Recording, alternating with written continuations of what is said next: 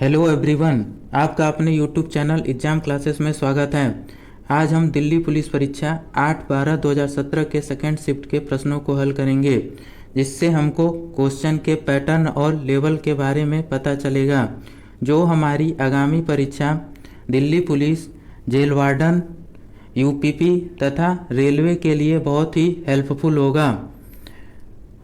आइए हम क्वेश्चन पे अपने चलते हैं। यहाँ पर सबसे पहले रीजनिंग के क्वेश्चन होंगे। रीजनिंग के हमें यहाँ पे 34 से 35 क्वेश्चन मिलेंगे। दिल्ली पुलिस परीक्षा में सबसे अधिक रीजनिंग के प्रश्न पूछे जाते हैं। हमारा पहला क्वेश्चन है, निम्नलिखित प्रश्न में दिए गए विकल्पों में से संबंधित शब्द को चुनिए। चाकू का संबंध काटना से है, तो रबड़ का संबंध किससे होगा? यहाँ पे आपके 4 ऑप्शन दिए गए हैं। आपको बताना है कि यहाँ पे आपका कौन सा ऑप्शन सही होगा। अगर यहाँ पर हम प्रश्न में देखें तो चाकू का संबंध काटना से दिखाया गया है। हम चाकू का प्रयोग अपने घरों में सब्जी काटने में करते हैं। उसी तरह हम रबड़ का प्रयोग किसमें करते हैं? हम लोग बचपन में रबड़ का प्रयोग मिटाने के लिए करते थे। यहाँ पे आपका मिटाना होगा। यहाँ ऑप्शन 3 सही है। हमारा अगला क्वेश्चन है, निम्नलिखित प्रश्न में दिए गए विकल्पों में से संबंधित अक्षरों को चुनिए। यम ए जे ई का संबंध यस एफ डी एस से दिया गया है, तो के वाई आर आई का संबंध किससे होगा? यहाँ आपको 4 ऑप्शन दिए गए हैं। यहाँ पे कौन सा ऑप्शन सही होगा? बताइए प्यारे दोस्तों, यहाँ पे आपका कौन सा ऑप्शन सही होगा? यहाँ पर अगर हम देखें, यम ए जे ई का संबंध यस एफ डी एच से दिया है। यहाँ पे यम और यस के बीच में +5 अक्षर का गैप है। वैसे ही ए और एफ के बीच में +4 का गैप है। जेड और डी के बीच में +3 का गैप है और ई और एच के बीच में +2 का गैप है। यहाँ पे जो गैप है वो एक एक घटता गया है। उसी तरीके से ई वाई आर आई का संबंध हम देखेंगे। यहाँ से जब हम +5 का गैप देखेंगे तो यहाँ पे के होगा, +4 के गैप पर डी होगा और +3 के गैप पर आपका भी और +2 के गैप पर आपका यल होगा। यहाँ पर आपका के डी भी यल होगा, जो कि ऑप्शन 2 में दिया गया है। यहाँ पर आपका ऑप्शन 2 सही होगा। सबको समझ में आ गया होगा। हमारा अगला क्वेश्चन है, निम्नलिखित प्रश्न में दिए गए विकल्पों में से संबंधित संख्या को चुनिए। 14 का संबंध 44 से है, तो 29 का संबंध किससे होगा? यहाँ पे आपके 4 ऑप्शन दिए गए हैं, 45, 39, 55 और 59। यहाँ पर आपका कौन सा ऑप्शन सही होगा? ऐसे ही क्वेश्चन आपके आगामी दिल्ली पुलिस परीक्षा में भी पूछे जाएंगे। सेम यही पैटर्न होगा। यहाँ पर बताइए दोस्तों क्या होगा? अगर हम यहाँ पे देखें तो 14 का संबंध 44 से दिखाया गया है। यहाँ पर अगर हम 14 को 3 से गुणा करते हैं तो हमें 42 मिलेगा और 42 में अगर हम 2 जोड़ दें तो हमें 44 मिल जाएगा। उसी तरीके से हम 29 को 3 से गुणा करेंगे तो हमें 57 मिलेगा और 57 में जब हम 2 जोड़ेंगे तो हमें 59 मिलेगा, जो ऑप्शन 4 में दिया हुआ है। यहाँ पर आपका ऑप्शन 4 सही है। हम अपने अगले क्वेश्चन पर चलते हैं। हमारा अगला क्वेश्चन है, निम्नलिखित प्रश्न में दिए गए विकल्पों में से विषम शब्द को चुनिए। आपके ऑप्शन है कुर्सी, मेज, दरवाज़ा, लकड़ी। यहाँ पे कौन सा ऑप्शन सही होगा? ऐसे क्वेश्चनों में आपके 3 ऑप्शन समान होते हैं और एक ऑप्शन उसमें भिन्न होता है। हमें उस भिन्न ऑप्शन को बताना होता है। हम दिए गए ऑप्शन में देखें कुर्सी, मेज, दरवाज़ा, लकड़ी। तो यहाँ पे कुर्सी, मेज और दरवाज़ा लकड़ी से ही बने हुए सामान हैं। यहाँ पर आपका लकड़ी जो होगा ऑप्शन 4 वो भिन्न है। यहाँ पर आपका ऑप्शन 4 सही है। हम अपने अगले क्वेश्चन पर चलते हैं। हमारा अगला क्वेश्चन है निम्नलिखित प्रश्न में दिए गए विकल्पों में से विषम अक्षर को चुनिए। आपके ऑप्शन दिए गए हैं FKQB, BFLQ, CHNS, BGMR। बताइए दोस्तों आपका यहाँ पे कौन सा ऑप्शन सही होगा। अगर यहाँ पे हम पहले ऑप्शन को देखें तो यहाँ पर आपका F और K के बीच में +4 का गैप है, K और Q के बीच में +5 का गैप है और O और V के बीच में भी आपका +4 का गैप है। उसी तरीके से B और F के बीच में आपका +3 का गैप है, F और L के बीच में +5 का गैप है और Q और L के बीच में +4 का गैप है। वैसे ही यहाँ पे C और H के बीच में +4 का गैप, HN के बीच में +5 का गैप और NS के बीच में आपका +4 का गैप है। BG के बीच में भी +4 का गैप, GM के बीच में +5 का गैप और MR के बीच में +4 का गैप है। अगर हम ऑप्शन 2 को ध्यान से देखें तो यहाँ पर +3 का गैप है B और F के बीच में, जबकि ऑप्शन 1, 3 और 4 के बीच में सब में +4 का गैप है। इसलिए हमारा यहाँ पे ऑप्शन 2 विषम होगा।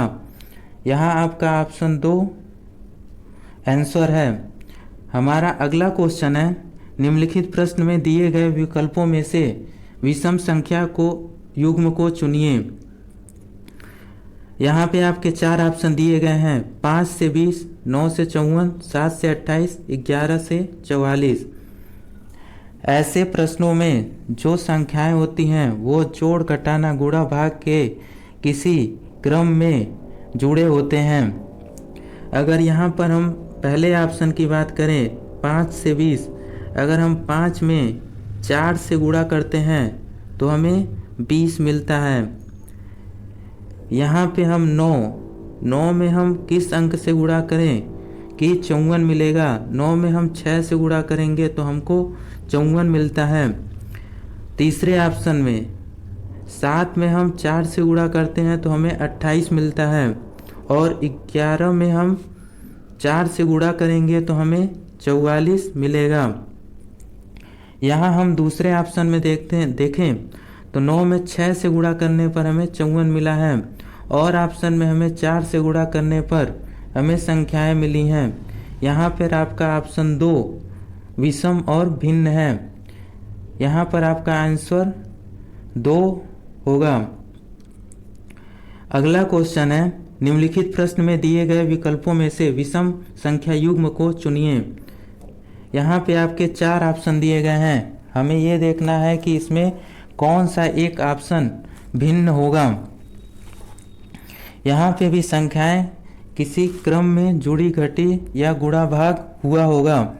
अगर हम यहाँ पे ऑप्शन 1 को देखें 49 का संबंध 36 से दिखाया गया है।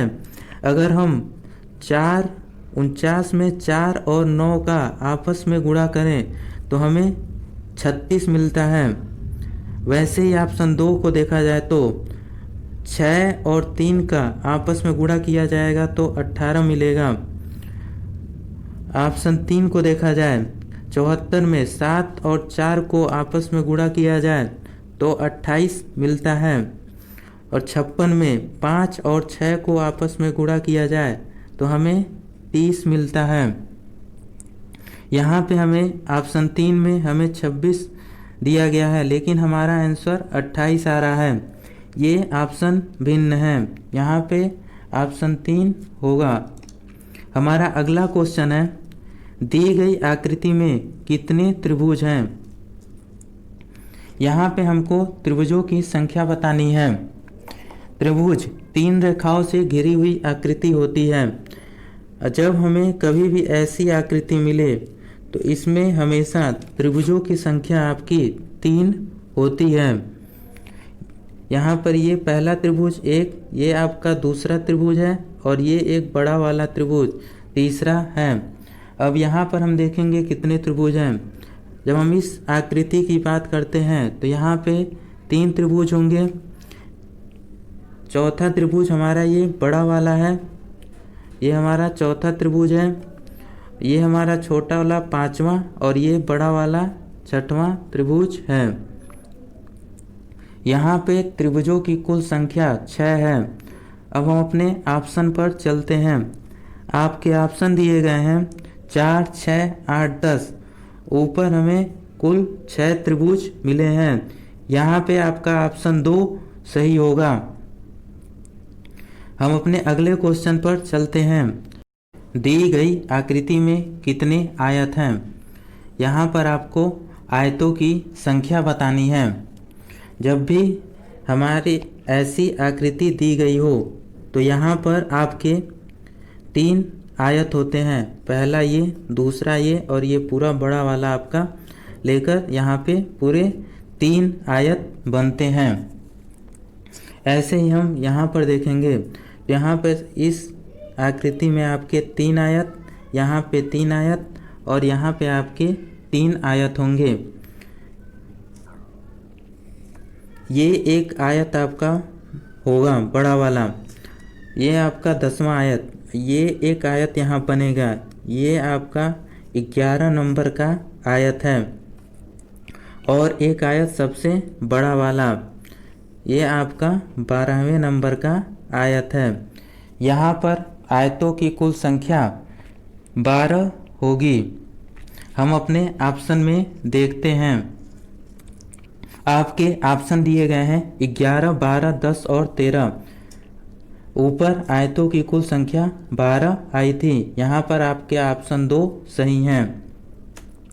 हमारा अगला क्वेश्चन है, निम्नलिखित उत्तर आकृति में कौन सा घन दिए गए प्रश्न आकृति में से खुले घन से बनाया जा सकता है? यहाँ पर आपको घन दिए गए हैं, इससे कौन सा बंद घन बनाया जा सकता है? जब भी आपको इस तरह का पासा दिया गया हो तो इसमें प्रत्येक फलक के एक विपरीत फलक होगा। हम यहाँ पे देखेंगे कौन किसके विपरीत है। अगर हम एक की बात की जाए तो ए का विपरीत फलक यहाँ पर ए का ये काले रंग का फलक होगा, विपरीत फलक है। जो पूरा प्लेन फलक है उसका विपरीत फलक जेड होगा और बिंदु का विपरीत फलक ये प्लस होगा। एक बार और आप लोग ध्यान से देखिए, जो ए है ये वाला फलक है उसका विपरीत फलक ये काले रंग वाला फलक होगा। पूरा सफ़ेद रंग वाला जो फलक है उसका विपरीत फलक जेड होगा और जो बिंदु वाला फलक है इसका विपरीत फलक प्लस होगा। हम देखते हैं कि इसमें कौन सा फलक इससे नहीं बनाया जा सकता है। यहाँ पे एक में अट नहीं रहा है। हम यहाँ पे देखते हैं, जो पहले ऑप्शन की बात की जाए तो ए का जो विपरीत फलक था वो काले रंग का फलक था जो सामने दिया हुआ है, लेकिन वो ए के विपरीत होना चाहिए जो दिखेगा नहीं। यहाँ पर आपका ऑप्शन 1 नहीं होगा। अगर हम ऑप्शन 2 की बात करें तो ऑप्शन 2 में हमारा बिंदु के विपरीत वाला फलक प्लस वाला फलक था जो कि यहाँ पे सामने दिया हुआ है, जो बिंदु के विपरीत होना चाहिए था। यहाँ पर हमारा ऑप्शन 2 भी सही नहीं है। अगर हम तीसरे ऑप्शन की बात करें तो प्लेन वाले फलक के विपरीत वाला फलक जेड था जो कि ऊपर दिया हुआ है, इसलिए हमारा यहाँ ऑप्शन 3 भी सही नहीं होगा। लेकिन हम ऑप्शन 4 की बात करें तो ए के विपरीत फलक काला वाला फलक था जो उसके विपरीत है। बिंदु के विपरीत वाला फलक हमारा प्लस वाला था जो इसके विपरीत है, और प्लेन के विपरीत वाला फलक हमारा प्लेन के जो विपरीत फलक था वो जेड था जो इसके विपरीत है। यहाँ पर आपका ऑप्शन 4 सही होगा। हम अपने अगले क्वेश्चन के बारे में देखते हैं। हमारा अगला क्वेश्चन है, वो पूरा क्वेश्चन अट नहीं रहा है।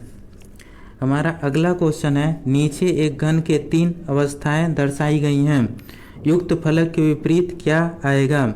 यहाँ पर आपको 3 घन दिए गए हैं। यहाँ पे P के विपरीत कौन सा फलक आएगा। अगर यहाँ पर हम ऑप्शन फलक दूसरा और तीसरा लेते हैं तो यहाँ पर जो अक्षर दोनों फलकों में समान होंगे उसके हम एंटी क्लॉकवाइज चलेंगे। अगर इन दोनों फलक पासों में देखा जाए तो यहाँ पे T और T दोनों में समान है, हम T के एंटी क्लॉकवाइज चलेंगे। जब हम दूसरे पासे में T के एंटी क्लॉकवाइज चलते हैं, T से आपका U, U से P, वैसे ही तीसरे पासे में T, Q और R होगा। यहाँ पे ये दो समान जो अक्षर हैं वो आपस में विपरीत होते हैं। यहाँ पे P के विपरीत R होगा जो कि ऑप्शन 2 में दिया गया है। यहाँ पर आपका ऑप्शन 2 सही होगा। हम अपने अगले क्वेश्चन पर चलते हैं। आपका अगला क्वेश्चन है, कौन सी आकृति प्रश्न आकृति के प्रतिरूप को पूरा करेगी। यहाँ पर देखिए ये आकृति दी गई है जो नीचे की तरफ है और बीच से एक लाइन गई है। वैसे ही नीचे वाली आकृति में ऊपर की तरफ इस आकृति का दिशा है और बीच से लाइन गई है। हमें दिए गए ऑप्शनों में देखना है कि कौन सी आकृति यहाँ पर स्थित होगी। अगर हम पहले ऑप्शन की बात करें तो पहले ऑप्शन में जो बीच की लाइन है वो बीच में ना होकर ऊपर दी गई है। दूसरे ऑप्शन की बात करें तो यहाँ पे जो लाइन है वो भी बीच में है और जो आकृति है उसका दिशा भी ऊपर की तरफ है। यहाँ पर आपका ऑप्शन 2 सही होगा। अगर हम ऑप्शन 3 को देखें तो बीच वाली लाइन नीचे है और ऑप्शन 4 को देखें तो यहाँ पे 2 लाइनें दी गई हैं। यहाँ पर हमारा ऑप्शन 2 सही होगा। हमारा अगला क्वेश्चन है, दी गई उत्तर आकृति में से उत्तर आकृति को चुनिए जिसमें प्रश्न आकृति निहित है। ये आपको दी गई आकृति है और यहाँ पे आपके 4 ऑप्शन दिए गए हैं। इस तरह के क्वेश्चनों में जो प्रश्न आकृतियाँ दी गई होती हैं वो इन उत्तर आकृतियों में किसी न किसी में समाहित होते हैं। हमको यही देखना होता है कि वो किस उत्तर आकृति में समाहित हैं। अगर हम यहाँ पे ऑप्शन 1 को देखें तो यहाँ पे ये मुड़ा हुआ तीर इसमें नहीं है। अगर ऑप्शन 2 को देखा जाए तो यहाँ पर भी नहीं है। ऑप्शन 3 को देखा जाए तो यहाँ पर भी नहीं है और ऑप्शन 4 को देखा जाए तो यहाँ पर आपका ऐसी प्रश्न आकृति दी गई है। यहाँ पर आपका ऑप्शन 4 सही होगा। हम अपने अगले क्वेश्चन पर चलते हैं। यहाँ पे एक आकृति दी गई है जिसका हमको दर्पण प्रतिबिंब निकालना है। दर्पण प्रतिबिंब में जो आकृति होती है वो 180 डिग्री घूम जाती है, या हम कहें यहाँ पर जो ऊपर की आकृति होगी वो नीचे चली आएगी और जो नीचे की आकृति है वो ऊपर चली जाएगी। इसका दर्पण प्रतिबिंब आपका कैसा बनेगा, जो नीचे का भाग है वो आपका ऊपर हो जाएगा और जो ऊपर का भाग है वो आपका नीचे चला आएगा। यहाँ पे आपका वो छोटे वाले आयत हो जाएंगे और जो बीच में है इधर आपका ब्लैक हो जाएगा और ये ऊपर वाला आपका वाइट रहेगा और जो ब्लैक वाला है वो आपका ये सारे ब्लैक हो जाएंगे और ये आपके वाइट होंगे। हम ऐसी आकृतियों को देखेंगे जिसमें ये ब्लैक किनारे किनारे हों और नीचे की तरफ हों। तो यहाँ पर हम देखेंगे कि जो आपका ऑप्शन 1 है वो सही होगा। यहाँ पे गलती हो गई है, यहाँ पे जो आपका ये ब्लैक वाला है वो जस्ट इसके ही नीचे आएगा, मतलब ऐसे होगा। यहाँ पर आपका ऑप्शन 1 सही है। जबकि हम और ऑप्शनों को देखें तो जो ब्लैक वाले हैं यहाँ पे तीनों पास में आ गए हैं, जबकि तीनों पास में नहीं होंगे। यहाँ पे भी तीनों पास में आ गए हैं और यहाँ पे 2 पास में आ गए हैं, जबकि वो एक एक के अंतर पर हैं। हम अपने अगले क्वेश्चन पर चलते हैं। आपका अगला क्वेश्चन है, निम्नलिखित प्रश्न में दिए गए विकल्पों में से प्रश्न चिन्ह के स्थान पर आने वाली संख्या को चुनिए। ये मिसिंग नंबर के आपके क्वेश्चन हैं। इसमें दिए गए अंक किसी न किसी प्रकार से आपस में गुणा भाग होकर जुड़े होते हैं। अगर हम पहले स्तंभ की बात करें तो देखें, यहाँ पे 9 का जब हम 5 में गुणा करते हैं तो 9 गुणे 5 तो हमारा आता है 45, और 45 में जब हम बीच वाले अंक 2 को जोड़ देंगे तो हमारा 47 हो जाएगा। उसी तरीके से हम बीच वाले स्तंभ की बात करते हैं, 6 को 4 से गुणा करते हैं, 6 गुणे 4 तो हमारा 24 मिलेगा, और जब हम 24 में 3 को जोड़ते हैं तो हमें 27 मिलता है। हम आखिरी वाले स्तंभ की बात करते हैं, 8 में 7 का गुणा करते हैं। जब हम 8 में 7 का गुणा करेंगे तो हमें 56 मिलता है, और 56 में जब हम प्लस 2 जोड़ेंगे तो हमें 59 मिलेगा, जो कि 56 में प्लस 2 जोड़ने पर हमें 58 मिलता है। यहाँ पे आपका ऑप्शन 2 सही होगा। हमारा अगला क्वेश्चन है, वो आरेख चुनिए जो नीचे दिए गए वर्गों के संबंध को सही निरूपण करता है। यहाँ पर आपको तौलिया गुलाबी नीला के बीच में एक आरेख बनाना है जो इसके संबंधों को सही दिखाता हो। अगर हम यहाँ पे देखें तो तौलिया जो होती है जिसका प्रयोग हम लोग करते हैं वो कई कलर में आते हैं। यहाँ पे माना बीच वाला जो वृत्त है वो तौलियों को दिखाता है। तौलिया गुलाबी भी हो सकती है, नीला भी हो सकता है। यहाँ पर आपका ऑप्शन 2 जो है वो सही होगा। हम अपने अगले क्वेश्चन पे चलते हैं। दी गई आकृति में कितनी कलमें लोहे की हैं परंतु कठोर नहीं हैं। यहाँ पे आपके वेन आरेख दिया गया है, इसमें हमें ये बताना है कि कितनी कलमें लोहे की हैं लेकिन वह कठोर नहीं हैं। अगर हम दिए गए वेन आरेख को ध्यान से देखें तो यहाँ पर आपका ये वृत्त कलम को दिखाता है, ये वृत्त लोहे को दिखाता है, ये कठोरता को दिखाता है, लेकिन यहाँ पर वो पेने जो हैं वो कठोर नहीं है, इसलिए हम इस वृत्त को बिल्कुल छोड़ देंगे। जो पेन है वो लोहे की बनी है, इसलिए यहाँ पे जो 19 है वो हमारा सही आंसर होगा। ये सबको समझ में आ गया होगा। यहाँ पर आपका ऑप्शन 1 सही होगा। हम अपने अगले क्वेश्चन पर चलते हैं। ये आपका कथन और निष्कर्ष के सवाल हैं। यहाँ पे आपका कथन दिया गया है कि कोई पेंसिल मेज नहीं है। माना ये पेंसिल है और ये आपका मेज है, टेबल। यहाँ पे कह रहा है कोई पेंसिल मेज नहीं है, मतलब ये दोनों आपस में भिन्न हैं। दूसरा कथन ये कह रहा है कि कुछ मेज लाल हैं। यहाँ पे कुछ मेज जो हैं वो लाल हैं। लाल का पेन के साथ कोई संबंध नहीं है। यहाँ पे आपके निष्कर्ष दिए गए हैं कि सभी लाल मेज हैं।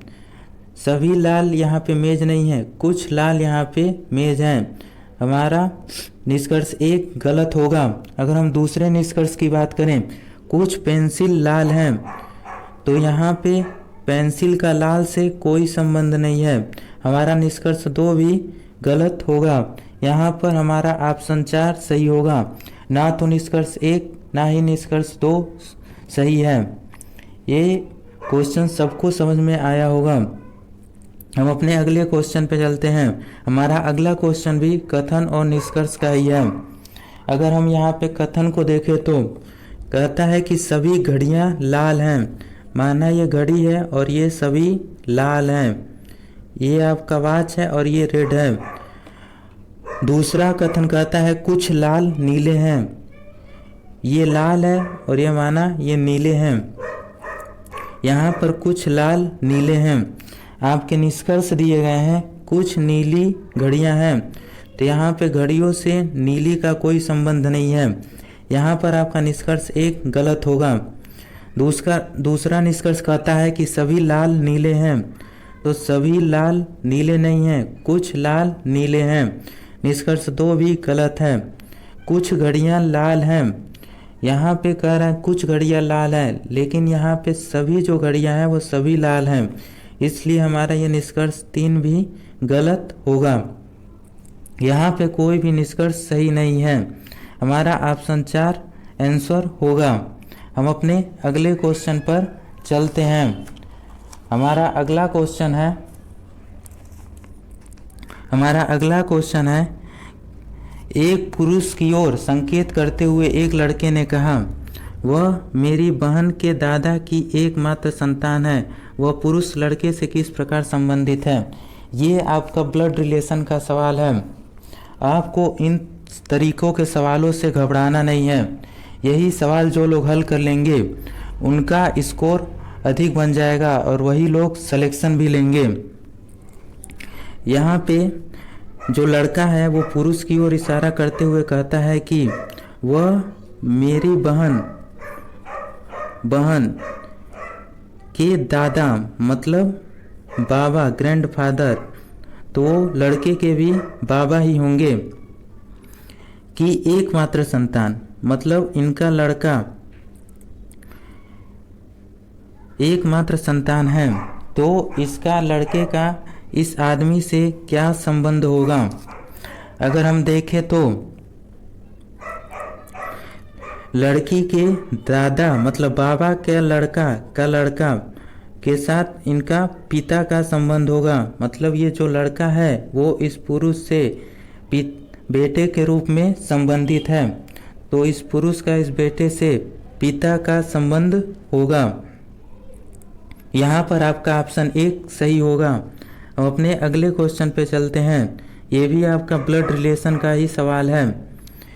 यहाँ पे कहता है कि अमन श्वेता का भाई है। जो अमन है वो अमन श्वेता का भाई है। श्वेता रोहित की माता है।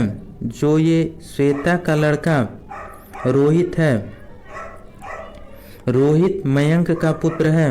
मतलब मयंक का लड़का रोहित है जो कि पंकज का पुत्र है, जो कि ये पंकज के पुत्र हैं।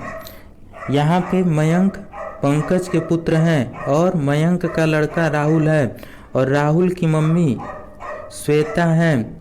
यहाँ पे पूछा जा रहा है कि रोहित की माता से मतलब श्वेता से पंकज किस प्रकार संबंधित हैं।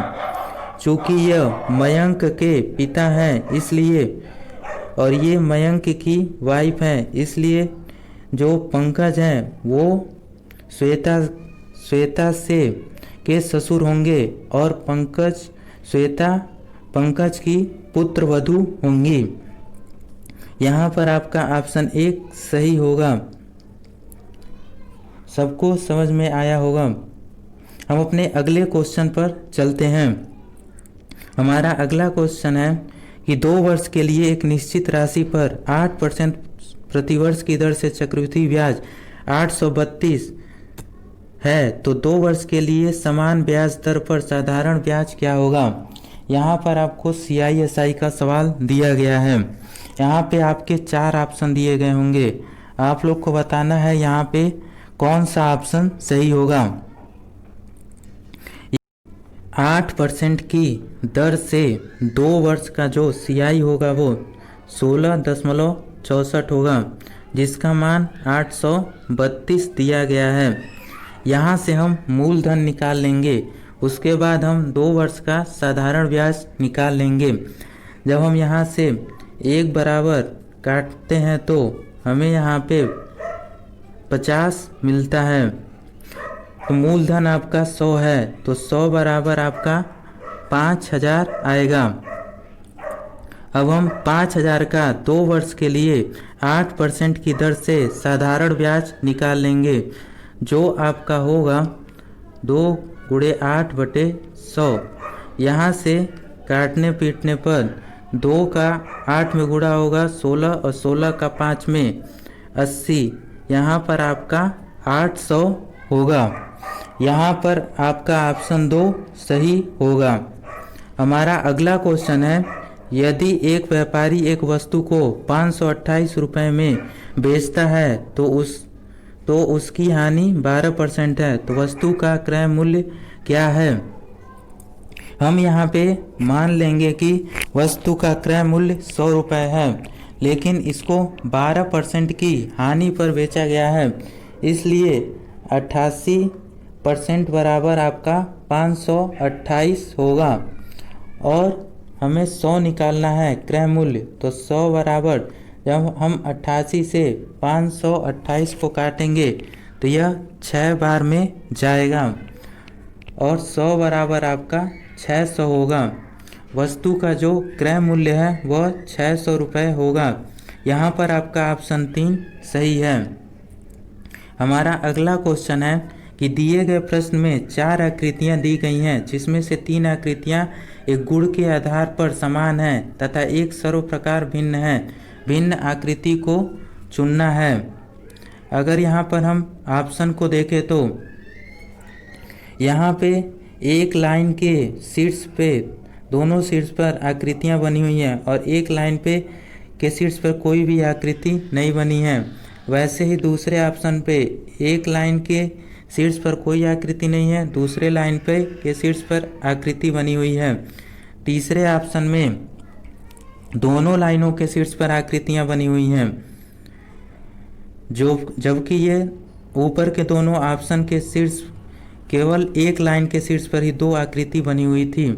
अगर हम ऑप्शन 4 को देखें तो यहाँ पे भी एक लाइन के शीर्ष पर ही केवल आकृतियाँ बनी हुई हैं, तो यहाँ पर आपका जो ऑप्शन 3 है वो भिन्न है। यहाँ पर आपका आंसर ऑप्शन 3 होगा। हमारा अगला क्वेश्चन है, दिए गए प्रश्न में 4 आकृतियाँ दी गई हैं, जिनमें से 3 किसी गुण से भिन्न हैं, गुण में भिन्न है और एक सर्व प्रकार भिन्न है, तो भिन्न आकृति को चुनिए। यहाँ पर आपकी 4 आकृतियाँ दी गई हैं। अगर हम ऑप्शन 1 को देखें तो यहाँ पे 3 रेखाएं और 3 बिंदु दिए गए हैं, लेकिन हम ऑप्शन 2 को देखते हैं तो यहाँ पे 5 रेखा और 4 बिंदु दिए गए हैं, जो कि समान नहीं है। ऑप्शन 3 को देखें तो यहाँ पे 4 रेखाएं और 4 बिंदु दिए गए हैं, ये समान हैं। ऑप्शन 4 में 6 बिंदु और 6 रेखा दिए गए हैं, जो कि आपस में समान हैं। यहाँ पर ऑप्शन 2 आपका भिन्न है। यहाँ पर आपका आंसर ऑप्शन 2 होगा। हम अपने अगले क्वेश्चन पर चलते हैं। इस तरह के क्वेश्चन पूरा डिस्प्ले पे अट नहीं पाते हैं। यहाँ पर भी हमें 3 आकृतियाँ किसी गुण के आधार पर समान है तथा एक भिन्न है। हमें उस भिन्न आकृति को ज्ञात करना है। यहाँ पे जो आपके 4 ऑप्शन दिए गए हैं, यहाँ पर हम देखेंगे कि एक रेखा के शीर्ष पर समान आकृतियाँ बनी हुई हैं और एक रेखा पर अलग तरीके की समान आकृति बनी हुई हैं। वैसे ही ऑप्शन 2 पे भी एक रेखा पर समान और दूसरे रेखा पे भिन्न प्रकार की समान आकृति बनी हुई है, लेकिन ऑप्शन 3 में एक रेखा के शीर्ष पर भिन्न भिन्न आकृतियाँ बनी हुई हैं। जब हम ऑप्शन 4 को देखते हैं तो यहाँ पर भी एक रेखा के शीर्ष पर समान आकृतियाँ बनी हुई हैं, लेकिन ऑप्शन 3 में जो आकृतियाँ हैं वो भिन्न भिन्न हैं, इसलिए यहाँ पर आपका ऑप्शन 3 सही आंसर होगा। हमारा अगला क्वेश्चन है, निम्नलिखित प्रश्न में दिए गए विकल्पों में से लुप्त अंक ज्ञात कीजिए। 21, 27, 32, 36, 39। यहाँ पर क्या होगा? आपके 4 ऑप्शन दिए गए हैं, बताइए दोस्तों यहाँ पे कौन सा आंसर होगा। यहाँ पर आप लोग को प्रत्येक क्वेश्चन में अधिक से अधिक 50 सेकंड का समय देना है, नहीं तो आपके क्वेश्चन और छूट सकते हैं। अगर हम प्रश्न की बात करें तो यहाँ पर 21 और 27 के बीच में देखा जाए तो +6 का गैप है। 27 और 32 के बीच में +5 का गैप है। 32 और 36 के बीच में +4 का गैप है और 36 और 39 के बीच में +3 का गैप है। हम देखते हैं कि यहाँ पर जो गैप है वो एक एक कम होता जा रहा है। तो 39 और यहाँ पे 41 के बीच में +2 का गैप होगा। यहाँ पर हमारा 41 आंसर सही है, ऑप्शन 3 सही होगा। हमारा अगला प्रश्न है, 9 से 19, 19 से 40 और 83 से 170 दिया हुआ है। यहाँ पर हमारा अगला संख्या कौन सा होगा? यहाँ पर आपके 3 ऑप्शन दिए गए हैं, बताइए दोस्तों यहाँ पे आपका कौन सा ऑप्शन सही होगा। अगर हम इस सीरीज की बात करें तो यहाँ पे हम अगर 9 में 2 का गुणा करते हैं तो हमें 18 मिलता है और 18 में +1 कर दें तो हमें 19 मिलेगा। वैसे ही हम अगर 19 में हम 2 का गुणा करते हैं तो हमें 38 मिलता है, लेकिन जब हम यहाँ पे 2 जोड़ेंगे तब हमें 40 मिलेगा। मतलब पहले वाले से जोड़ने वाली संख्या में 1 की वृद्धि हो गई है। वैसे ही हम 40 में जब 2 का गुणा करते हैं तो हमें 80 मिलता है और 80 में जब हम +3 जोड़ेंगे तो हमें 83 मिलेगा। वैसे ही 83 और 170 में जब हम 83 में 2 का गुणा करते हैं तो हमें 166 मिलता है और 166 में जब हम 4 का जोड़ेंगे तो हमें 170 मिलेगा। उसी तरह कर हम 170 से वो संख्या ज्ञात करेंगे। 170 में जब हम 2 से गुणा करेंगे तो हमें 340 मिलेगा और 340 में 5 जोड़ने पर 345 आएगा। यहाँ पे ऑप्शन 1 हमारा सही होगा। हम अपने अगले क्वेश्चन पर चलते हैं। आपका अगला क्वेश्चन आकृति से रिलेटेड है। यहाँ पे हमें ज्ञात करना है कि हमारी अगली आकृति कौन सी होगी। अगर हम इन आकृतियों को ध्यान से देखें तो पहले आकृति में 6 भुजाओं से घिरी हुई आकृति षष्ठभुज, दूसरे में 5 भुजाओं से घिरी हुई आकृति पंचभुज, तीसरे में 4 भुजाओं से घिरी हुई आकृति वर्ग दिया गया है। तो हमारा अगले में 3 भुजाओं से घिरी हुई आकृति होगी जिसे हम त्रिभुज कहते हैं। यहाँ पे हमारा त्रिभुज होगा। हम इसको ऑप्शन में देखते हैं। पहले ऑप्शन में वृत्त दिया है, दूसरे में समलंब, तीसरे में त्रिभुज दिया गया है। यहाँ पर हमारा ऑप्शन 3 सही होगा। हम अपने अगले क्वेश्चन पर चलते हैं। आपका अगला क्वेश्चन भी आकृति से ही रिलेटेड है। यहाँ पर हम इन आकृतियों को ध्यान से देखेंगे तो यहाँ पर हम देखेंगे जो ये बिंदु है इसकी हर आकृति में स्थिति बदल रही है। अगर हम पहले से दूसरे में देखें तो जो बिंदु है वह पहले पश्चिम की दिशा में था, अब उसकी दिशा उत्तर पश्चिम हो गई है। जब हम तीसरे में देखें तो उसकी दिशा उत्तर की तरफ हो गई है। इसी तरीके से यह 45 डिग्री जब घूमेगा तो इसकी दिशा उत्तर पूर्व की तरफ होगी। हमको दिए गए ऑप्शन में देखना है कि उत्तर पूर्व की ओर कौन सी आकृति है। यहाँ पर हम देखेंगे तो ये हमारा पूरब दक्षिण की दिशा में है। दूसरे ऑप्शन में जो बिंदु है वो दक्षिण की दिशा में है।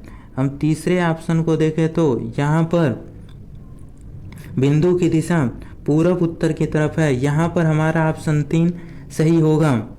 हम अपने अगले क्वेश्चन पर चलते हैं। ये भी आकृति से ही रिलेटेड प्रश्न है। यहाँ पे आपको आकृतियाँ दी गई हैं। यहाँ पे आपको देखना है कि अगली जो आकृति है इसमें क्या होगा। अगर हम प्रत्येक आकृति को ध्यान से देखें तो यहाँ पर पहले से दूसरे में क्या बदलाव हुआ है। हम देखेंगे कि तिर्यक बदला हुआ है। जो बिंदु था वो प्लस की जगह पे आ गया और प्लस वाला प्लस बिंदु की जगह चला गया है। जब हम दूसरे से तीसरे को देखते हैं तो यहाँ पे हमारा समांतर बदलाव हुआ है। प्लस की जगह पे परसेंटेज आ गया है और गुणे की जगह पे बिंदु आ गया है। उसके बाद हम देखेंगे तो तिर्यक बदला हुआ है। परसेंटेज बिंदु के जगह चला गया और बिंदु परसेंटेज की जगह चला आया है। इसके बाद यहाँ पर समांतर बदलाव होगा। प्लस जो है वो बिंदु की जगह चला आएगा और बिंदु प्लस की जगह चला जाएगा। परसेंटेज आपका यहाँ परसेंटेज होगा, परसेंटेज गुणा की जगह और गुणा परसेंटेज की जगह चला आएगा। अब दिए गए ऑप्शन में हम देखेंगे कि कौन सा ऑप्शन ऐसा है। प्लस बिंदु परसेंटेज गुणा। अगर ऑप्शन 1 को देखें तो ये ऑप्शन नहीं होगा। अगर ऑप्शन 2 को देखें तो ये भी नहीं होगा, क्योंकि प्लस के बाद बिंदु, बिंदु के बाद परसेंटेज है, लेकिन यहाँ पे गुणा दिया हुआ है। हम ऑप्शन 3 को देखेंगे। ऑप्शन 3 हमारा सही होगा। प्लस के बाद बिंदु, बिंदु के बाद परसेंटेज, उसके बाद गुणा है। हमारा यहाँ ऑप्शन 3 सही होगा। हम अपने अगले क्वेश्चन पर चलते हैं। यहाँ पे किसी विशिष्ट कोड में फोन को SKRQH लिखा जाता है, तो कॉल्स को किस प्रकार लिखा जाएगा। यहाँ पे आपके 4 ऑप्शन दिए गए हैं। आपको बताना है कि इसमें से कौन सा ऑप्शन सही होगा। बताइए प्यारे दोस्तों, यहाँ पे आपका कौन सा ऑप्शन सही होगा। अगर हम यहाँ पे देखें, आपका फ़ोन PHONE जिसका सब लोग यूज करते हैं, उसका संबंध दिखाया गया है SKRQH से।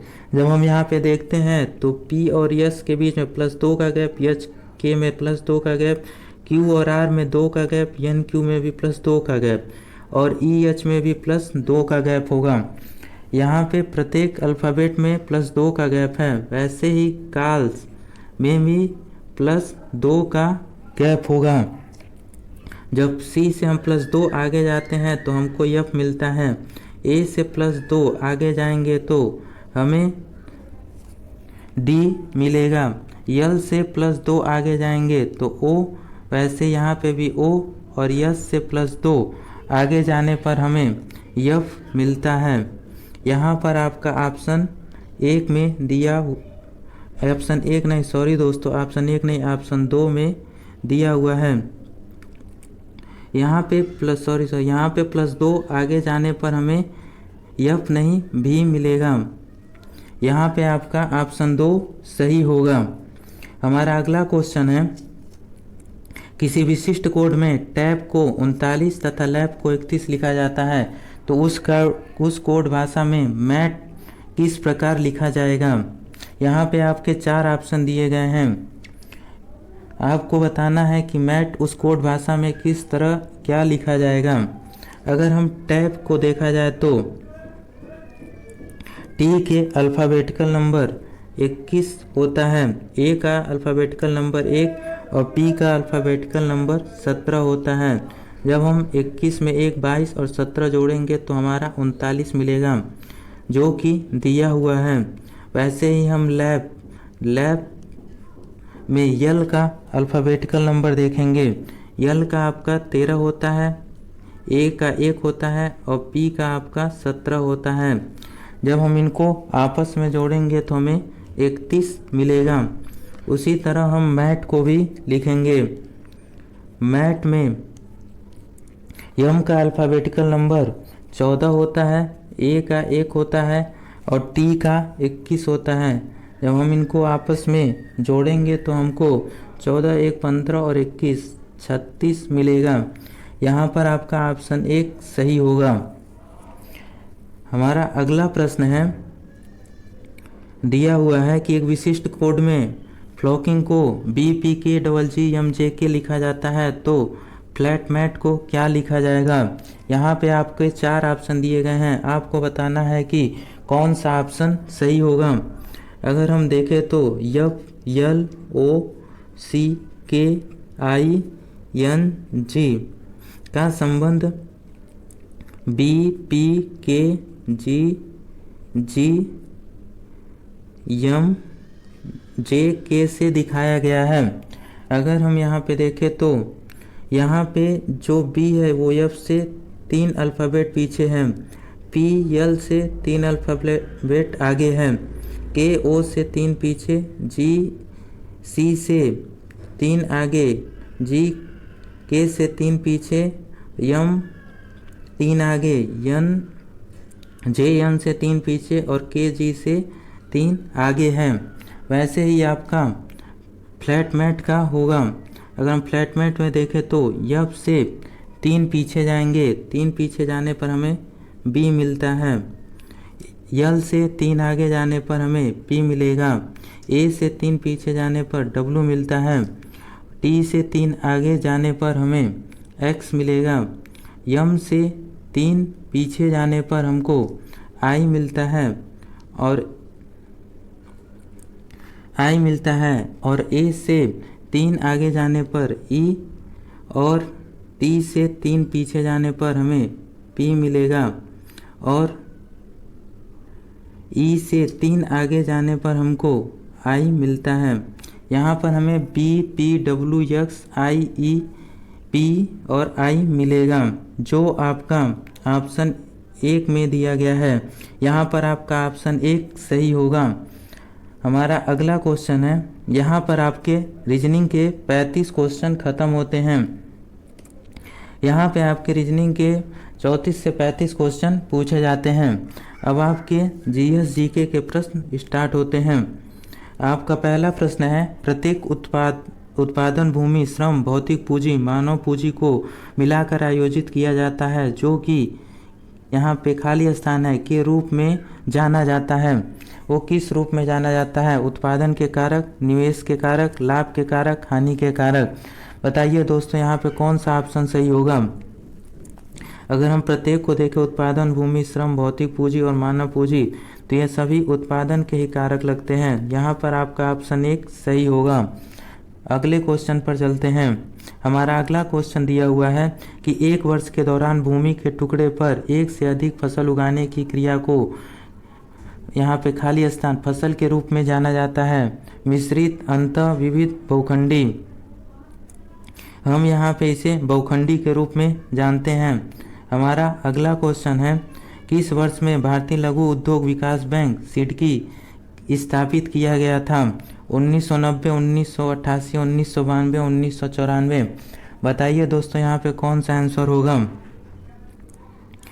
भारतीय लघु उद्योग विकास बैंक को हम 1990 में स्थापित किया गया था। इसकी स्थापना यूपी के लखनऊ में स्थापित किया गया है।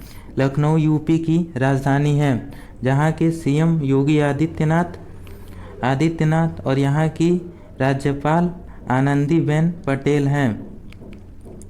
हम अपने अगले क्वेश्चन पर चलते हैं। हमारा अगला क्वेश्चन है कि समाज के सभी वर्गों को भोजन उपलब्धता सुनिश्चित करने के लिए भारत सरकार ने सावधानीपूर्वक खाद्य सुरक्षा व्यवस्था तैयार की है, जो अर्थात बफर स्टॉक तथा किसके सहयोग से शुरू किया गया है? जो भारत सरकार द्वारा खाद्य सुरक्षा व्यवस्था तैयार की गई थी उसको सार्वजनिक वितरण प्रणाली के माध्यम से स्टार्ट किया गया था। यहाँ पर आपका ऑप्शन 1 सही होगा। हमारा अगला क्वेश्चन है कि निम्नलिखित में से कौन भारत में अस्थायी कार्यपालिका का एक हिस्सा है? भारत के प्रधानमंत्री, किसी राज्य के मुख्यमंत्री, भारत के रक्षा मंत्री, प्रशासनिक सेवक। बताइए दोस्तों यहाँ पे आपका कौन सा ऑप्शन सही होगा? ये आपके संविधान के प्रश्न हैं। अगर हम यहाँ पे देखें तो भारत के प्रधानमंत्री यहाँ पे 5 साल के लिए चुने जाते हैं। बीच में भी किसी आपातकालिक घटना के कारण इनको हटाया जा सकता है। मुख्यमंत्री को भी हटाया जा सकता है, मतलब ये भी एक निश्चित समय के लिए होते हैं। और भारत के रक्षा मंत्री भी, लेकिन जो प्रशासनिक सेवा होता है उसे एक निश्चित समय के लिए निश्चित स्थान जगह पर नियुक्त किया जाता है। यहाँ पे आपका प्रशासनिक सेवक होगा। हमारा अगला क्वेश्चन है, किसी देश में सर्वोच्च विधायी निकाय द्वारा संविधान में परिवर्तन को किस रूप में जाना जाता है? यहाँ पे हमें खाली स्थान को भरना है। बताइए दोस्तों इन चारों ऑप्शनों में कौन सा ऑप्शन सही होगा? यहाँ पर आपका ऑप्शन 3 संवैधानिक संशोधन होगा। हम अपने अगले क्वेश्चन पर चलते हैं। भारत के संविधान में संघ सूची या सूची 1 किस अनुसूची में दी गई है? इसके 4 ऑप्शन दिए गए हैं। चौथी अनुसूची, छठी अनुसूची, 7वीं अनुसूची, 9वीं अनुसूची। बताइए दोस्तों यहाँ पर आपका कौन सा आंसर होगा? यहाँ पे पूछा जा रहा है संघ सूची या सूची 1 किस अनुसूची में दी गई है? यहाँ पर आपका ऑप्शन 3 सही होगा, 7वीं अनुसूची। 7वीं अनुसूची में दिया गया है। हमारा अगला क्वेश्चन है, निम्नलिखित में से कौन सा एक भारतीय संविधान के अनुसार गलत है? भाग 2 नागरिकता, भाग 4 राज्य के नीति निर्देशक तत्व, भाग 4 मौलिक कर्तव्य, भाग 9 केंद्र शासित प्रदेश। बताइए दोस्तों यहाँ पे कौन सा ऑप्शन आपका गलत होगा? यहाँ पे जो भाग 9 है वो केंद्र शासित प्रदेश से नहीं मिलता है। यहाँ पे भाग 9 में हमारे पंचायत और नगरपालिका आते हैं। यहाँ पे ऑप्शन 4 आंसर होगा। हमारा अगला क्वेश्चन है, निम्नलिखित में से कौन प्राचीन भारत में कुपोषण की दूसरी राजधानी थी? पाटलिपुत्र, दिल्ली, लाहौर, मथुरा। बताइए दोस्तों यहाँ पे आपका कौन सा ऑप्शन सही होगा? ऐसे ही क्वेश्चन आपके आगामी दिल्ली पुलिस परीक्षा में भी पूछे जाएंगे। यहाँ पे प्राचीन भारत में कुपोषण की दूसरी राजधानी मथुरा को कहा जाता था। मथुरा आपका यूपी में स्थित है। हमारा अगला क्वेश्चन है, किसका मकबरा भारत का पहला बाघ मकबरा था? हुमायूं, शाहजहां, औरंगजेब या बाबर। बताइए दोस्तों यहाँ पर कौन सा ऑप्शन सही होगा? यहाँ पर पूछा जा रहा है कि पहला कौन सा बाघ मकबरा था, किसका, किस सम्राट का था? यहाँ पर आपका पहला ऑप्शन हुमायूं का था। इनका मकबरा न्यू दिल्ली में स्थित है। हम अपने अगले क्वेश्चन पर चलते हैं। कौन सी घटना असहयोग आंदोलन को वापस लेने का मुख्य कारण था? यहाँ पे आपके 4 ऑप्शन दिए गए हैं। काकोरी षड्यंत्र, चौरी चौरा कांड, जलियांवाला बाग, नरसंहार, दांडी आंदोलन। बताइए दोस्तों आपका यहाँ पे चारों ऑप्शन में कौन सा सही होगा? यहाँ पर आपका ऑप्शन 2 चौरी चौरा कांड सही होगा। चौरी चौरा कांड यूपी के गोरखपुर जिले के पास चौरी चौरा स्थान पर घटित हुआ था। यहाँ पर 4 फरवरी 1922 में भारतीयों द्वारा ब्रिटिश सरकार के पुलिस स्टेशनों को आग लगा दिया गया था, जिससे वहाँ पे 22 पुलिसकर्मी जलकर मर गए थे, जिसके कारण गांधी जी ने असहयोग आंदोलन वापस ले लिया था। हम अपने अगले क्वेश्चन पर चलते हैं। क्रिप्स मिशन ब्रिटिश सरकार द्वारा पूर्ण भारतीय संयोग को सुरक्षित करने के लिए किस वर्ष में एक प्रयास था? यहाँ पे आपके 4 ऑप्शन दिए गए हैं। 1939, 1940, 1942 और 1944। बताइए दोस्तों आपका कौन सा ऑप्शन सही होगा? यहाँ पर आपका 1942 सही होगा।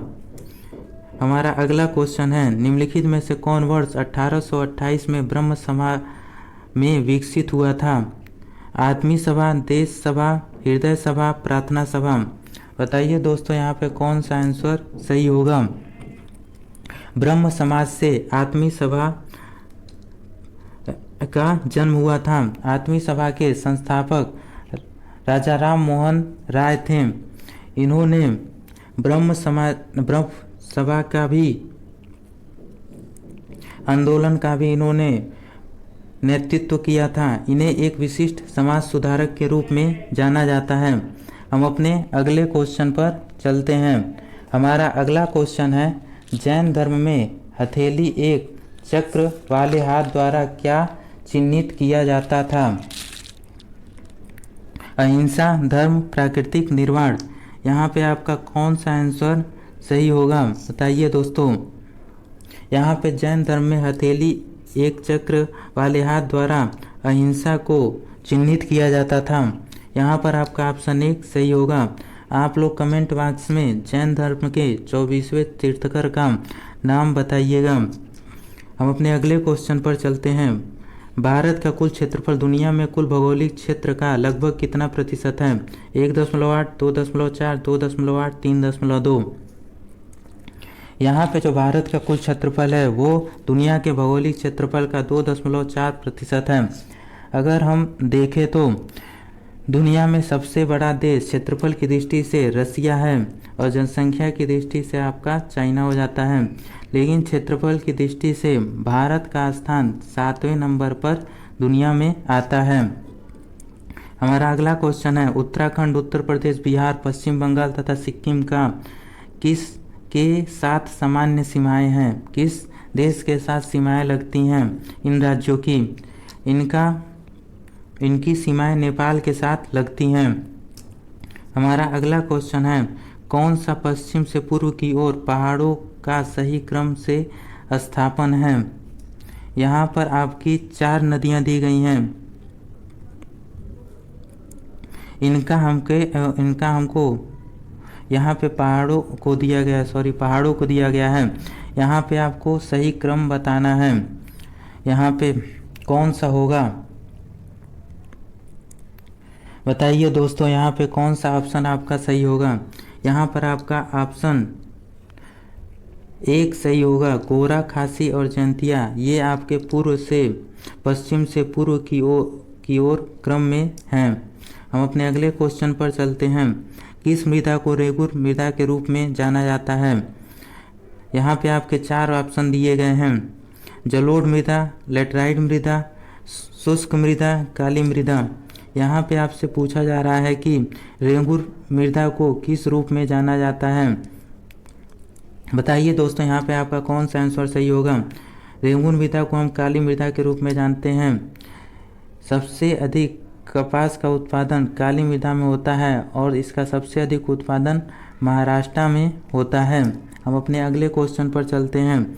कौन सी स्थिति जिससे समुद्र से दूर स्थानों पर लोग प्रतिकूल मौसम की परिस्थितियों का अनुभव करते हैं।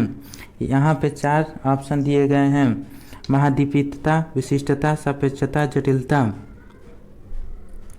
बताइए दोस्तों, यहाँ पे कौन सा आंसर आपका सही होगा। यहाँ पे आपका ऑप्शन 1 महाद्वीपीयता सही होगा। हमारा अगला क्वेश्चन है, राष्ट्रीय जलमार्ग 1 कौन सी 3 नदियों को सम्मिलित करके इलाहाबाद से हल्दिया को जोड़ता है। यहाँ पे आपके 4 ऑप्शन दिए गए हैं। बताइए दोस्तों, कौन सा ऑप्शन सही होगा। गंगा, नर्मदा, तापी, गंगा, गोदावरी, कृष्णा, गंगा, भागीरथी, हुगली, नर्मदा, तापी, ब्रह्मपुत्र। यहाँ पे आपका ऑप्शन 3 सही होगा, गंगा, भागीरथी और हुगली। हम अपने अगले क्वेश्चन पे चलते हैं। कौन सा लेंस सामान्यतः उस पर गिरने वाले प्रकाश को अंदर की ओर मोड़ता है। बताइए दोस्तों, चारों में से आपका कौन सा ऑप्शन सही होगा। यहाँ पे जो उत्तल लेंस होता है उस पर प्रकाश गिरने पर उसे वह अंदर की ओर मोड़ता है। हमारा अगला क्वेश्चन है, निम्नलिखित में से किसकी ऊर्जा सबसे अधिक है। लाल प्रकाश, नीला, इंडिगो प्रकाश, नारंगी प्रकाश या पीला प्रकाश। बताइए दोस्तों, चारों ऑप्शन में कौन सा सही होगा। यहाँ पे पूछा जा रहा है किस प्रकाश की ऊर्जा सबसे अधिक होती है। यहाँ पे नीला, इंडिगो की ऊर्जा सबसे अधिक होती है, सबसे अधिक बैगनी की होती है, लेकिन वो ऑप्शन में नहीं दिया हुआ है, इसलिए नीला, इंडिगो की प्रकाश ऊर्जा सबसे अधिक होती है। हमारा अगला क्वेश्चन है, स्नेहक वे पदार्थ हैं जो कि क्या घर्षण को बढ़ाते हैं, घर्षण को कम करते हैं, घर्षण पर कोई प्रभाव नहीं करते हैं, या कोई विकल्प सही नहीं है। घर्षण स्नेहक मतलब क्या होता है, जो हम लोग ग्रीस का यूज करते हैं बैरिंगों में भरने के लिए या कहीं लगाने के लिए, जिससे घर्षण कम हो। यहाँ पर आपका ऑप्शन 2 सही होगा। घर्षण कम करने के लिए स्नेहक का प्रयोग किया जाता है। हम अपने अगले क्वेश्चन पर चलते हैं। निम्नलिखित में से कौन एक एकल कोशिका का उदाहरण है जो अपना आकार बदल सकता है? एकल कोशिका का उदाहरण जो अपना आकार बदल सकता है। Amoeba, Euglena, paramecium east. बताइए दोस्तों यहाँ पे कौन सा ऑप्शन सही होगा। हम एक कोशिकीय जीव के रूप में अमीबा को जानते हैं। हमारा अगला क्वेश्चन है, पौधे में मिट्टी से जल तथा पोषक तत्व के परिवहन के लिए पादप की तरह नलिकाएं हैं। मतलब क्या है? जल तथा पोषक तत्वों के परिवहन के लिए अधिचर्म, संवहनी ऊतक, विभज्योतिकी ऊतक, कोलोनेकाइमा। बताइए दोस्तों यहाँ पर आपका कौन सा ऑप्शन सही होगा। यहाँ पर आपका ऑप्शन 2 संवहनी ऊतक सही होगा। हम अपने अगले क्वेश्चन में चलते हैं। हरा तोता का रासायनिक नाम क्या है? यहाँ पे आपके 4 ऑप्शन दिए गए हैं। Ferrous sulphate, ferric oxide, ferric phosphate, ferric hydroxide. कौन सा ऑप्शन सही होगा? हम हरा तोता को फेरिक सल्फेट के रूप में जानते हैं। इसका रासायनिक फार्मूला होता है FeSO4 होता है, जिसे हम फेरिक सल्फेट कहते हैं। हम अपने अगले क्वेश्चन पर चलते हैं। कार्बन डाइऑक्साइड को चूने के पानी से गुजारने या पारित किए जाने पर किस संयोजन के निर्माण से वह दूधिया हो जाता है? मतलब कौन सा ऐसा संयोजन बनता है जिससे वह दूधिया हो जाता है? वह यहाँ पर कैल्शियम कार्बोनेट बनता है। कैल्शियम कार्बोनेट का फार्मूला होता है CaCO3। हमारा अगला क्वेश्चन है, कौन सा एक जैविक अम्ल नहीं है? यहाँ पे आपके 4 ऑप्शन दिए गए हैं। नाइट्रिक अम्ल, एसिटिक अम्ल, मौलिक अम्ल, सिट्रिक अम्ल। यहाँ पे आपसे पूछा जा रहा है कि कौन सा एक जैविक अम्ल नहीं है, कौन सा इसमें जैविक अम्ल नहीं है। यहाँ पे आपका नाइट्रिक अम्ल जैविक अम्ल नहीं है। एसिटिक अम्ल की बात करें तो एसिटिक अम्ल आपका सिरके में पाया जाता है। मैलिक अम्ल की बात करें तो जिससे हमें खट्टे का स्वाद आता है उसे हम मैलिक अम्ल कहते हैं। सिट्रिक अम्ल ये हमारे खट्टे फलों नींबू, संतरा, अनानास, मौसमी में पाया जाता है। हमारा अगला क्वेश्चन है, निम्नलिखित में से कौन जीवन तथा जीवन शक्ति से परिपूर्ण एक गतिशील जीवित इकाई है? गतिशील जीवित इकाई है। यहाँ पे कौन सा आंसर होगा? यहाँ पे पूछा जा रहा है रेगिस्तान, वन, वातावरण, जल।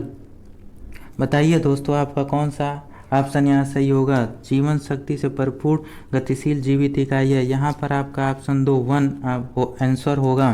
हम अपने अगले क्वेश्चन पे चलते हैं। अम्लीय वर्षा pH वाले अवक्षेपण को संदर्भित करता है। यहाँ पे पूछा जा रहा है कि अम्लीय वर्षा जो होती है उसका pH मान कितना होता है। यहाँ पे आपके 4 ऑप्शन दिए गए होंगे, कौन सा ऑप्शन सही है। यहाँ 5 से कम होता है, पहला ऑप्शन सही है। हमारा अगला क्वेश्चन है, यहाँ से अब आपके करंट अफेयर के क्वेश्चन स्टार्ट हो जाते हैं जो कि 2017 के करंट अफेयर थे, इसलिए हम इसको जल्दी जल्दी करेंगे। यहाँ पे आपका क्वेश्चन दिया हुआ है कि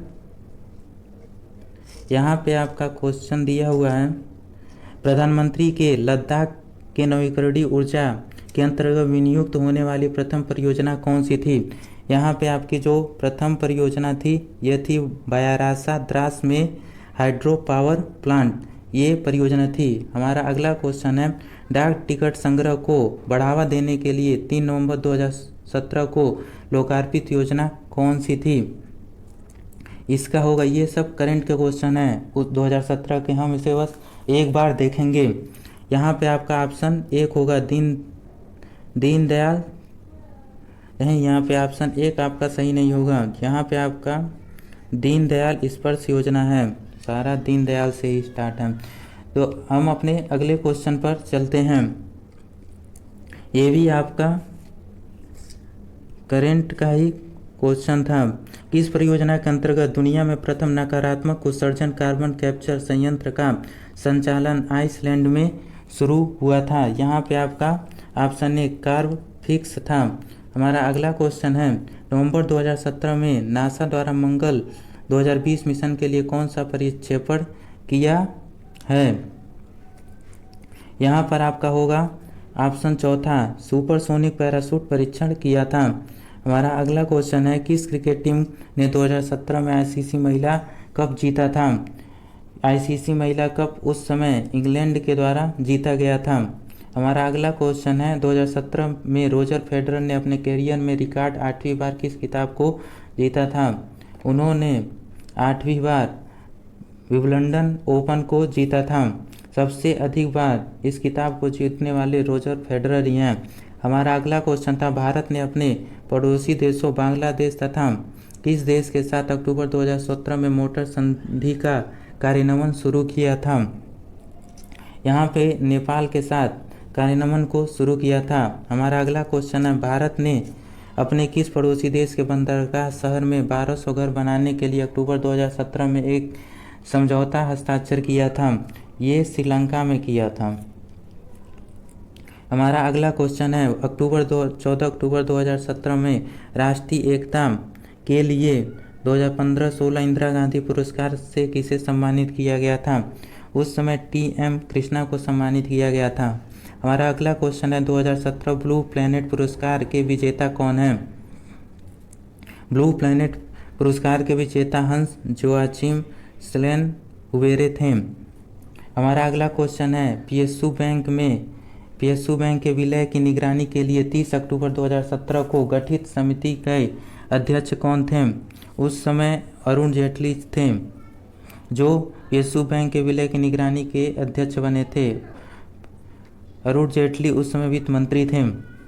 हमारा अगला क्वेश्चन है, अक्टूबर 2017 में किस संगठन ने भारत के संरचनात्मक सुधार के लिए एक 3 आयामी दृष्टिकोण सुझाया था? 3 आयामी दृष्टिकोण को सुझाया था। यहाँ पे आपका अंतर्राष्ट्रीय मुद्रा कोष ने सुझाया था। हमारा अगला क्वेश्चन है, भारत और ट्यूनीशिया संयुक्त संयोग 12वां आयोजन अक्टूबर 2017 में कहाँ आयोजित हुआ था? यहाँ आपका आंसर नई दिल्ली होगा, नई दिल्ली में आयोजित हुआ था। हमारा अगला क्वेश्चन है, 22 नवंबर 2017 को भारत के केंद्रीय मंत्रिमंडल में यहाँ स्पेस के साथ आतंकवाद तथा संगठित अपराध के खिलाफ लड़ाई में सहयोग के लिए मंजूरी दी थी। किस देश ने मंजूरी दी थी? यहाँ रसिया ने मंजूरी दी थी। हमारा अगला क्वेश्चन है, 26 अक्टूबर 2017 को आपदा अनुसंधान के लिए विशेष केंद्र SCDR का उद्घाटन हुआ था। ये आपका जवाहरलाल नेहरू विश्वविद्यालय नई दिल्ली में हुआ था। हमारा अगला क्वेश्चन है, 14 जुलाई 2017 को लोकार्पित भारतीय रेलवे के सौर संयंत्रों के पहले सेट की कुल क्षमता क्या है? उस समय कुल क्षमता थी आपकी 5 मेगावाट पीक थी। हमारा अगला क्वेश्चन है, सर्च इंजन की दिग्गज कंपनी गूगल डूडल ने 2017 को किसका 151वां जन्मदिन मनाया था? यहाँ पे कार्नेलिया सोराबाजी का जन्मदिन मनाया था। हमारा अगला क्वेश्चन है, 2018 के नासा काम की पहली महिला अध्यक्ष कौन होंगी? हमारे 4 ऑप्शन दिए गए हैं। यहाँ पे मिशेल बाकेलिट, हेरलन क्लार्क, देवजानी घोष, राधिका कुमारस्वामी। यहाँ पे आपका देवजानी घोष होगा। हमारा अगला क्वेश्चन है, नवंबर 2017 में यूनेस्को के क्रिएटिव सिटीज नेटवर्क के अंतर्गत भारत का कौन सा शहर सम्मिलित किया गया था? चेन्नई किया गया था। हमारा अगला क्वेश्चन, अगस्त 2017 में किस देश ने पहली बार भारतीय केले, अनार, कस्टर्ड, सेव के आयात को अनुमति दी थी? कनाडा ने दी थी, कनाडा ने अनुमति दी थी। हमारा अगला क्वेश्चन है, यहाँ से आपके मैथ के क्वेश्चन स्टार्ट होंगे। आपके मैथ के 16 से 17 क्वेश्चन पूछे जाएंगे दिल्ली पुलिस परीक्षा में।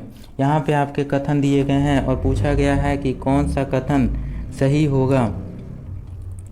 अगर हम पहले में देखें तो आपका दिया हुआ है कि 2 पे पावर 400 और दिया हुआ है 3 पे पावर 300। यहाँ पे आपको ज्ञात करना है कौन सा जो अंक है उसका पावर वो बड़ा होगा पावर करने पर।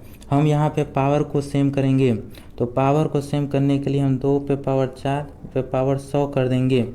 ऐसे यहाँ पे भी 3 पे पावर 3 पे पावर 100 कर देंगे। अब हम 3 का यहाँ पे वर्ग कर देंगे, जो आपका होता है 16 पे पावर 100, और यहाँ पे आपका आ जाएगा 27 पे पावर 100। यहाँ पे हम देखेंगे कि दिया हुआ है कि 16 पे पावर 100 बड़ा है, लेकिन ये गलत है। यहाँ पे 27 के पावर 100 बड़ा होगा, इसलिए आपका यह कथन एक गलत होगा। अगर हम दूसरे कथन की बात करें तो दिया है 3 के पावर 400 ग्रेटर देन 4 के पावर 300। जब हम 3 का वो करेंगे 3 पे पावर 4 पे पावर 100, और यहाँ पे 4 पे पावर 3 पे पावर 100। जब हम इसको हल करेंगे तो यहाँ पे जब 3 पे पावर 4 आपका होता है 81 पे पावर 100 ग्रेटर देन यहाँ पे 64 के पावर 100। तो यहाँ पर आपका ये कथन सही है, 81 64 से बड़ा है। हमारा दूसरा कथन सही है, इसलिए यहाँ पे केवल दूसरा होगा। हमारा अगला क्वेश्चन है, प्रथम 30 सम संख्याओं का योग क्या है। यहाँ पे आपके 4 ऑप्शन दिए गए हैं, बताइए दोस्तों कौन सा ऑप्शन सही होगा। अगर हम n सम संख्याओं की बात करें तो उसका योग होता है n प्लस 1। तो यहाँ पे n आपका 30 है, और 30 प्लस 1 यहाँ पे आपका 30 गुणे 31 है। जब हम इसको गुणा करते हैं तो ये आपका 039 होगा। यहाँ पर आपका ऑप्शन भी सही होगा, दूसरा ऑप्शन सही है। हमारा अगला क्वेश्चन है, यहाँ पे 1.01 का वर्ग प्लस 0.01 के वर्ग का योग पूछा है। इसको हम पहले हम यहाँ से दशमलव हटाएंगे, तो 101/100 का वर्ग प्लस यहाँ पे 1/100 का वर्ग हो जाएगा। जब हम यहाँ से दशमलव हटाएंगे तो यहाँ पे 2 जीरो नीचे चला आएगा। जब हम इसका वर्ग करेंगे तो यहाँ पर आपका 101 का वर्ग होता है 10202, और यहाँ पे आपका 100 का वर्ग, यहाँ वैसे यहाँ पे 1/100 का वर्ग होगा। जब हम इसको जोड़ेंगे तो हमारा हो जाएगा, ऊपर जुड़ने पर यहाँ पर आपका 101 होता है, सॉरी यहाँ पे 10201 होता है।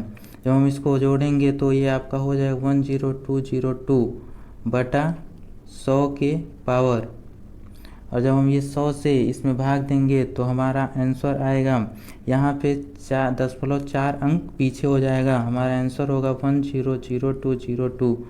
मतलब हमारा ऑप्शन 1 यहाँ पे सही है। हमारा अगला क्वेश्चन है, 8 से 120 तक ऐसी कितनी संख्याएं हैं जो 7 और 35 दोनों से विभाजित होंगी। हमें 80 से 120 के बीच में निकालना है।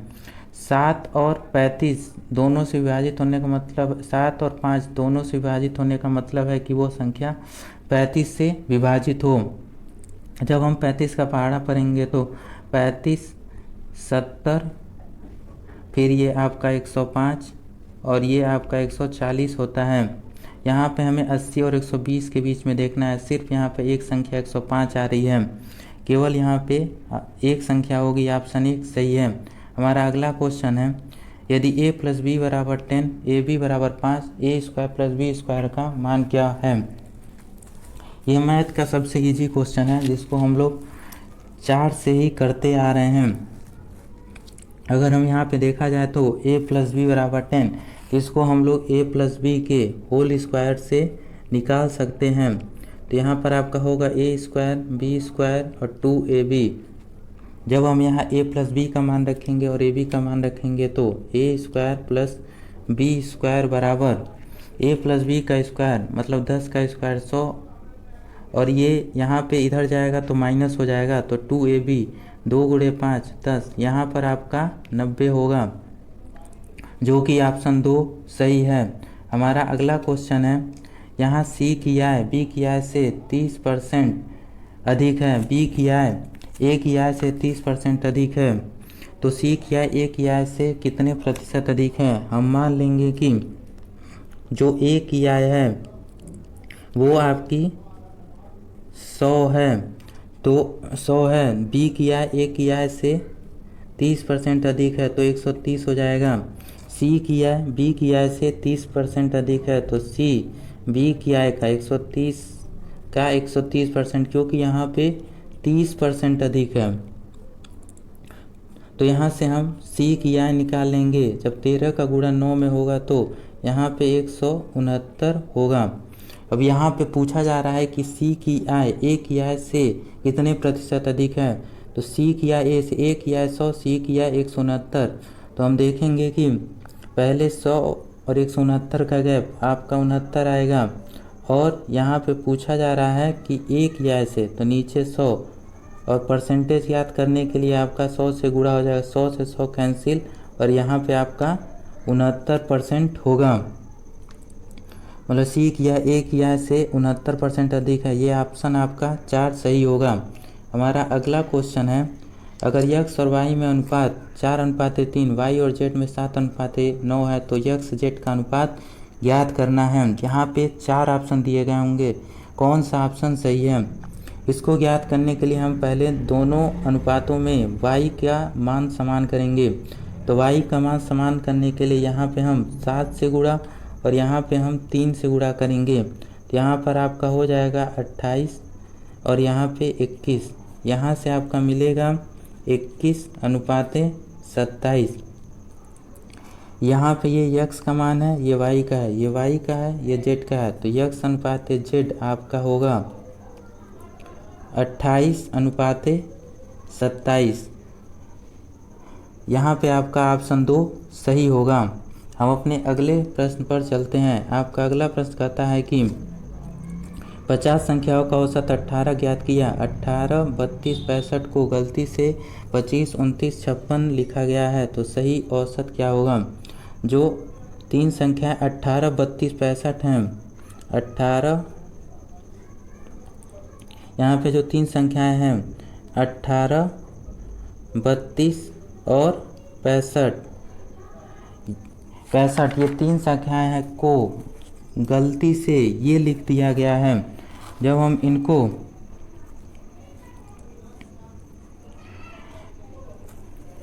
इनको आपस में जोड़ लेंगे तो ये 18, 32 आपका 50 हो जाएगा, और 50 और 65 यहाँ पे जोड़ने पर हमें 115 मिलता है। अब हम 25, 29 और 56 को जोड़ लेंगे। जब हम 56 और 29 को जोड़ेंगे तो ये हमें 80 मिलता है, 80 मिलेगा, और 80 और 25 को हम जोड़ेंगे तो यहाँ पे हमारा 105 मिलता है।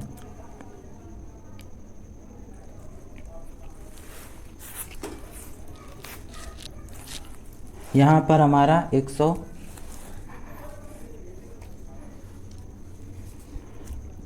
यहाँ पे हम जब 56 और 29 को जोड़ेंगे तो हमें यहाँ पे 85 मिलेगा। यहाँ पर हमारा तब 115, यहाँ पे हमारा 85 और 85, और जब हम 25 को जोड़ेंगे तो हमारा यहाँ पर 110 हो जाएगा। जो गलती से लिखना हमें 115 था, जो लिख दिया गया 110 है। मतलब यहाँ पे 5 कम लिखा गया है, यहाँ पे 5 कम लिखा गया है, 5 और अधिक हमको लिखना था। यहाँ पर हम जो हमारा औसत होगा वो 18 + 5/50, यहाँ पर हमारा आ जाएगा 18.1। जो औसत होगा वो हमारा 18.1 हो जाएगा। यहाँ पर आपका ऑप्शन 3 सही होगा। हमारा अगला क्वेश्चन है, यहाँ पर दिया गया है कि एक महिला ने 13 रुपये में 14 फल खरीदती है तथा 14 रुपये में 13 सेब बेचती है, तो उसका लाभ तथा हानि बताइए। यहाँ पे आपका जो सीपी होगा वो होगा 13/14, और यहाँ पे आपका जो एसपी होगा वो आपका होगा 14/13। हमें प्रॉफिट ज्ञात करने के लिए एसपी माइनस सीपी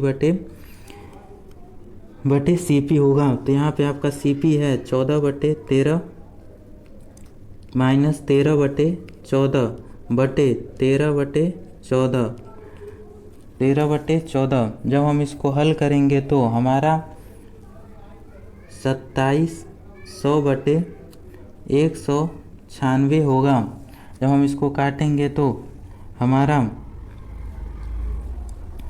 काटने पर ये 1 3 7 6, यहाँ पे आपका 13.76 होगा, जो कि ऑप्शन 1 में दिया हुआ है। यहाँ पे प्लस होगा, प्रॉफिट होगा।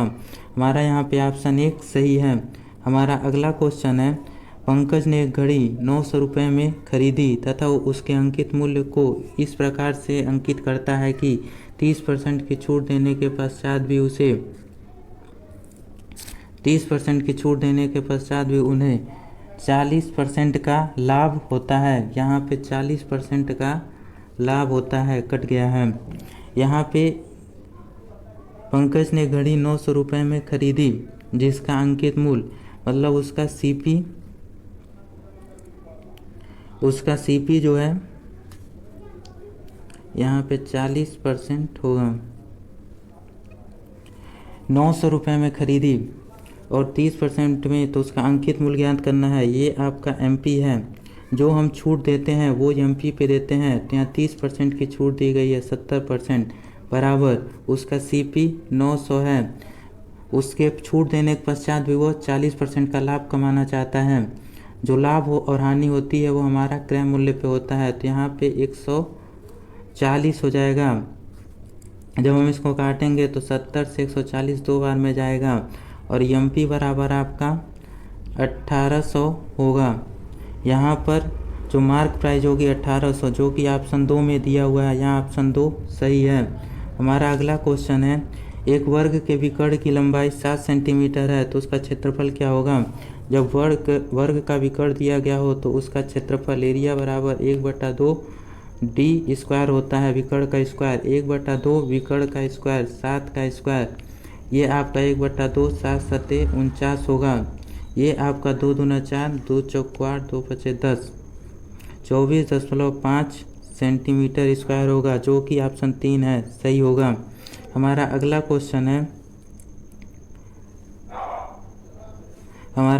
क्वेश्चन है, एक रेलगाड़ी 320 मीटर लंबे प्लेटफार्म को पार करने में 30 सेकंड तथा 230 मीटर लंबे प्लेटफार्म को पार करने में 25 सेकंड का समय लेती है। रेलगाड़ी की लंबाई ज्ञात करनी है। वो 30 सेकंड में रेलगाड़ी की लंबाई प्लस प्लेटफार्म की लंबाई को पार करती है और 25 सेकंड में प्लेटफार्म की लंबाई प्लस रेलगाड़ी की लंबाई को पार करती है। जब हम इसको घटाते हैं तो 5 सेकंड में टी से टी कैंसिल और यहाँ पे आपका 90 होगा।